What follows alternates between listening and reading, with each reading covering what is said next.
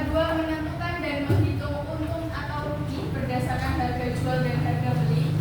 Yang ketiga yaitu menyelesaikan masalah kontekstual yang berkaitan dengan harga jual, harga beli, untung dan rugi.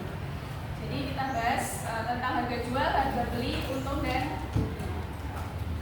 Setelah itu, kalau kalian perhatikan ini gambar apa? Pasar. Biasanya di pasar terjadi apa? Jual beli penjual. Yang terjadi transaksi jual beli ya. Berarti di situ ada harga jual, ada harga beli. Salah satu manfaat kita mempelajari tentang aritmatika sosial di sini adalah kita bisa memecahkan masalah sehari-hari kita yang berkaitan dengan perdagangan, juga perbankan. Jadi nanti dalam aritmatika sosial itu kita akan membahas sedikit tentang bunga tunggal yang mungkin biasa kalian dapat di bank. Sudah pernah kalian di bank? Yang sudah mungkin tahu ya. Jadi setiap tahun itu ada bunganya. Jadi setiap tahun tabungan kalian ada tambahannya dari bank, yaitu bunga. Nanti di aritmatika sosial akan kita bahas. Berikutnya, apakah kalian pernah membeli suatu barang? Kelihatan enggak? Membeli suatu barang kemudian dijual lagi? Pernah. Beli apa? Beli gantungan kunci. Untung atau rugi? Gak rugi, gak untung. Kalau gak rugi, gak untung berarti gimana? Belinya berapa? Belinya 5.000, jualnya juga 5.000. Berarti gak dapat untung, gak dapat rugi. Ada yang lain yang pernah membeli sesuatu dijual lagi sih ya? Beli apa? Beli apa? Akun game apa itu?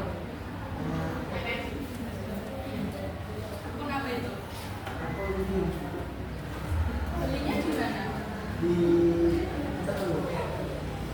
Terus dapat untung nggak?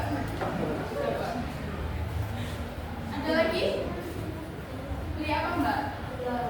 Beli? Gelang. Dapat untung atau rugi?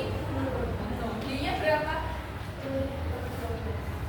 10.000 dapat 12 biji. Terus jualnya berapa? 1.500. Banyak ya untungnya. Oke, ada yang lain lagi?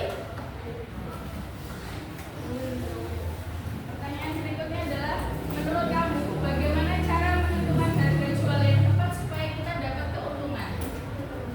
Kalau misalkan nih kita beli barang 5.000 supaya kita untung, berarti harga jualnya gimana? Dilebihkan ya. Jadi bisa dibuat mungkin 5.100 sudah untung 100 gitu ya. Ini lebih tinggi daripada harga beli. Oke.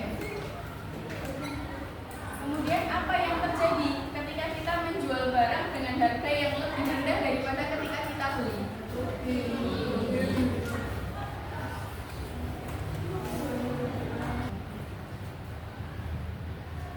Sekarang coba kita ambil. Kalau ibu punya masalah seperti ini, bagaimana? Seorang pedagang membeli 25 bungkus roti dengan harga Rp45.000. Lalu roti itu ia jual eceran dengan harga Rp2.000 per bungkus. Berdasarkan kondisi tersebut, pedagang mengalami untung atau rugi? Kenapa untung? Tahunya untung dari mana? 25 kali 2.000 diperoleh berapa? 50.000. Berarti lebih tinggi ya harga jual. Ada yang mau ditanyakan?